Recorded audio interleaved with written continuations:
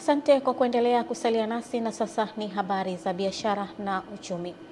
Naibu Katibu Mkuu wa Wizara ya Viwanda na Biashara Aristides Mbwasi amesisitiza dhamira thabiti ya Tanzania katika kukuza biashara ya ndani ya Afrika, kuendeleza viwanda na kuongeza ushindani chini ya mfumo wa mkataba wa eneo huru la biashara barani Afrika. Dorcas Ramos ameandaa taarifa kamili. Akifungua rasmi kikao cha wataalamu juu ya tathmini ya utekelezaji wa mkataba wa eneo huru la biashara barani Afrika AfCFTA kwa upande wa Jamhuri ya Muungano wa Tanzania, Naibu Katibu Mkuu amesema tangu kuanza kushiriki katika mpango wa majaribio ya ufanyaji biashara, yani Guided Trade Initiative GTI, mwezi Julai 2023, Tanzania imetoa zaidi ya vyeti vya uwasili wa bidhaa 500 kwa zaidi ya kampuni 40, huku mauzo ya bidhaa nje ya nchi chini ya AfCFTA yakiongezeka kufikia dola za Marekani milioni 62.9 kwenda Ghana pekee, sambamba na kuongezeka kwa biashara katika nchi za Nigeria, Algeria na Misri. Amezitaja bidhaa kuu zilizouzwa nje ni pamoja na nyuzi za mkonge, kahawa, viungo na bidhaa za viwandani kama vioo, jambo linaloonyesha hatua ya mabadiliko kuelekea uchakataji na ushiriki mkubwa wa sekta binafsi. Soko la Afrika kwa sasa imeonekana ni soko la kipaumbele kwa sisi nchi yetu Tanzania, kwa sababu ukiangalia takwimu zinaonyesha kwamba takriban theluthi moja, yaani 1/3 ya bidhaa tunazouza katika soko la kimataifa bilioni 2.4 dola za Marekani tunauza ndani ya Afrika.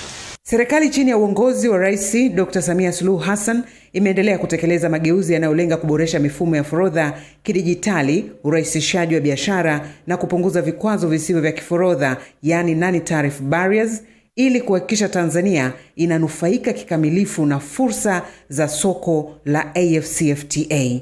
Dorcas Ramos, Channel 10. Tume ya Ushindani FCC imesema itaendelea na mchakato wa marekebisho ya sheria zake ili kuimarisha ulinzi wa walaji, kudhibiti bidhaa bandia na kuhakikisha ushindani wa haki unachochea ukuaji wa uchumi na ajira nchini. Tupate taarifa kamili. Hayo ameyasema kaimu mkurugenzi mkuu wa FCC Khadija Ngasongwa wakati akifungua semina ya kujengea uwezo wa waandishi wa habari jijini Dar es Salaam, ambapo ameongeza kuwa marekebisho hayo yanalenga kumlinda mteja dhidi ya bidhaa zisizo na ubora. Tutakuwa tunaendana sambamba na matakwa ya Mheshimiwa wetu Rais wa Jamhuri ya Muungano wa Tanzania Dr. Samia Suluhu Hassan, akitaka mifumo isomane, na mifumo hii inaposomana inatusaidia kuhudumia wananchi kwa ukaribu na kwa urahisi. Katika hatua nyingine, Ngasongo amesema taasisi hiyo imeunganishwa katika mfumo wa kidijitali wa taasisi za serikali unaojulikana kama TANOGA uliopo chini ya Mamlaka ya Mapato Tanzania TRA, unaosaidia kufuatilia mizigo yote inayoingia nchini kwa wakati halisi.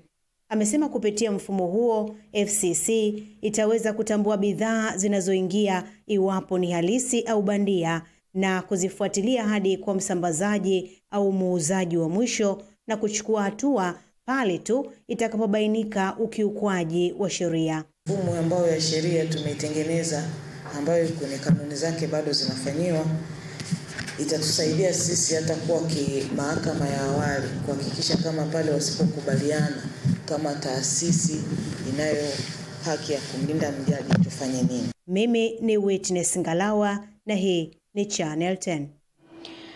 Na benki ya ushirika Tanzania Coop Bank imepanga kukusanya zaidi ya shilingi bilioni 300 kwa kipindi cha miezi mitatu kuanzia sasa, fedha ambazo zitasaidia ukuaji wa biashara kwa wafanyabiashara wadogo, wakati na wakubwa. Taarifa zaidi na Amani Mbando.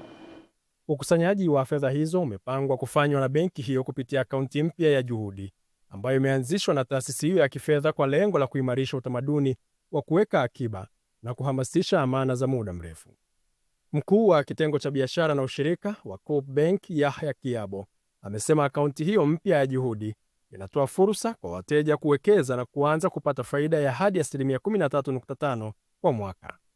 Akaunti yetu maalum ya Juhudi imebuniwa kwa kuzingatia mahitaji halisi ya soko na inampatia mwekezaji faida shindani ya hadi 13.5% kwa mwaka, kiwango ambacho kina mvuto mkubwa wa uwekezaji katika soko la sasa. Lakini pia kiasi cha chini ambacho tumekiweka katika akaunti hii kuanzia shilingi 500,000 kinampa fursa kila Mtanzania kuweza kujifungulia akaunti katika benki yetu na kuweza kupata fursa hii ya uwekezaji.